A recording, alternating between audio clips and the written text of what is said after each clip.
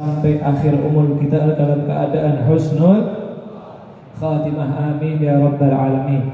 Yang saya hormati dan saya muliakan dan saya ta'zimi guru kita bersama Ayahanda Al-Habib Hasan bin Ja'far bin Umar bin Ja'far Sagaf, dan saudara-saudara beliau Habib Abdullah, Habib Qasim, dan seluruh habaib, para asatid, para kiai yang tidak bisa saya sebutkan satu persatu.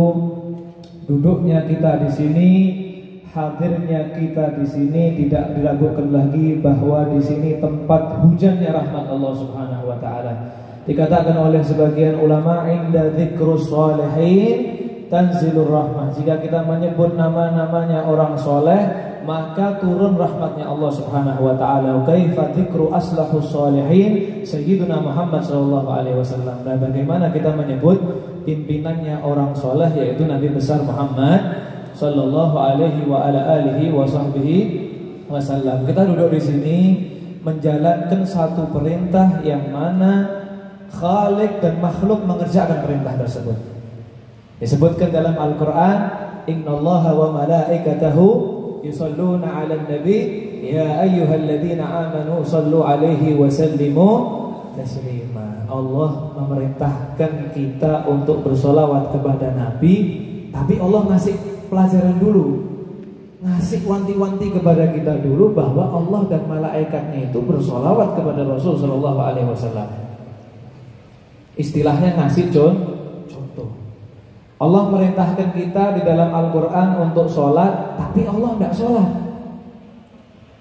Allah merintahkan kita di dalam Al-Quran zakat, tapi Allah tidak zakat.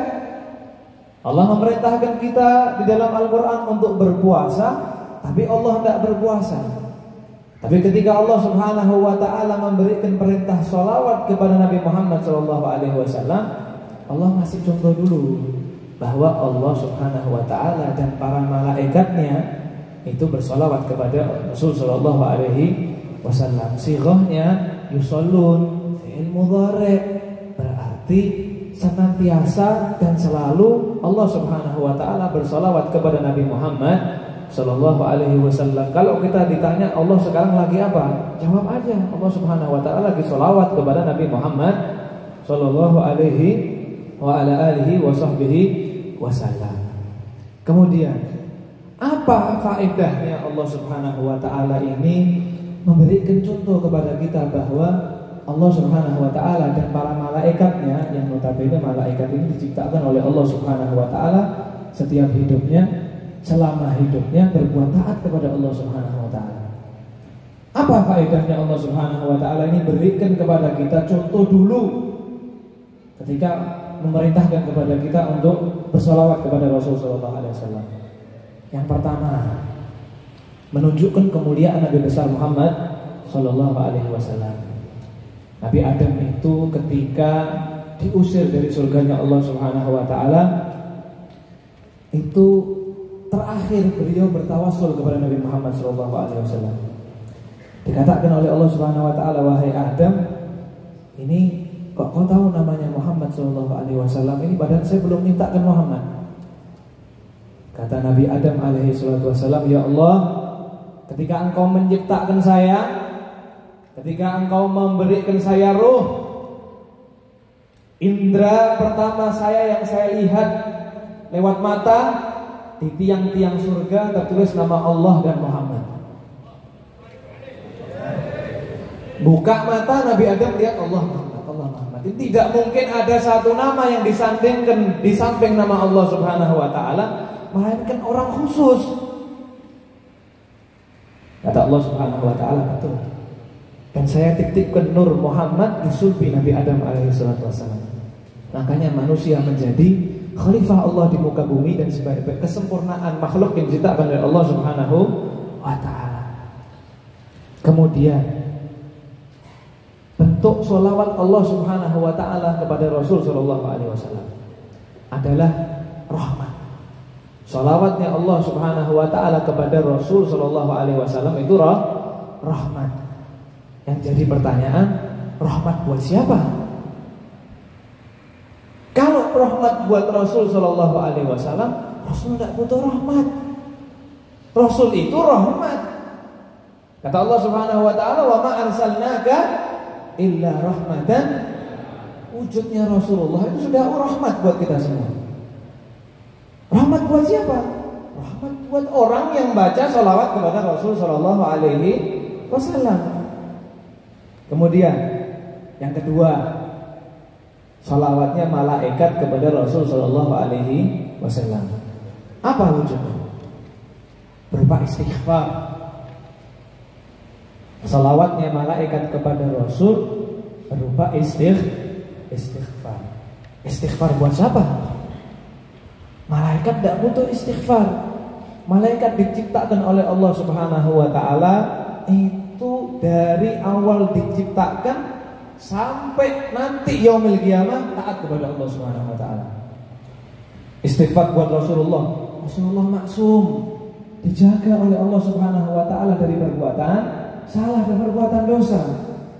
Istighfar buat siapa? Buat orang yang bersolawat kepada Nabi Muhammad sallallahu alaihi wasallam. Jadi jaminan orang yang satu kali sholawat kepada Rasul sallallahu alaihi wasallam dapat rahmatnya Allah, dapat istighfarnya malaikat.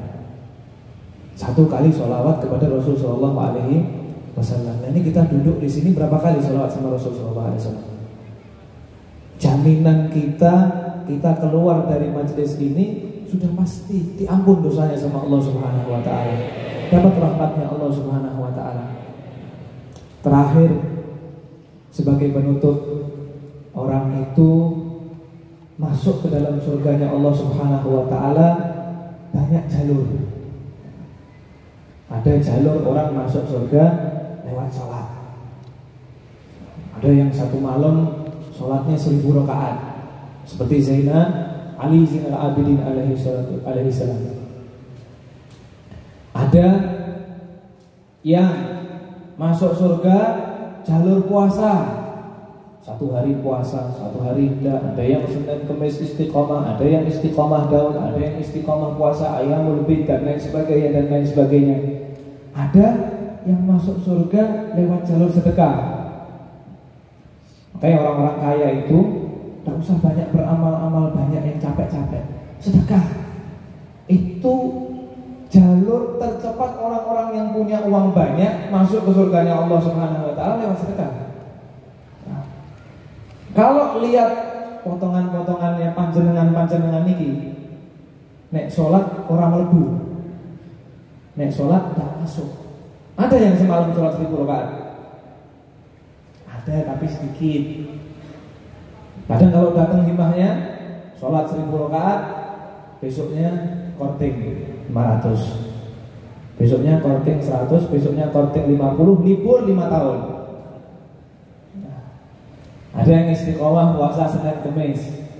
Masya Allah, yang punya hajat, kalau punya hajat luar biasa, nirakat. Tapi kalau sudah hajatnya disampaikan sama Allah Subhanahu wa taala, lupa, ditinggal. Makanya kalau mau hajat doa kita ini langgeng terus, apa yang dikasihkan oleh Allah Subhanahu wa taala kepada kita ini langgeng terus, ya banyak-banyak bersyukur. Jangan ketika dikasih nikmat sama Allah Subhanahu wa taala tirakatnya selesai. Tidak ada. Kalau kita lewat jalur masuk sholat susah, lewat puasa susah, beb.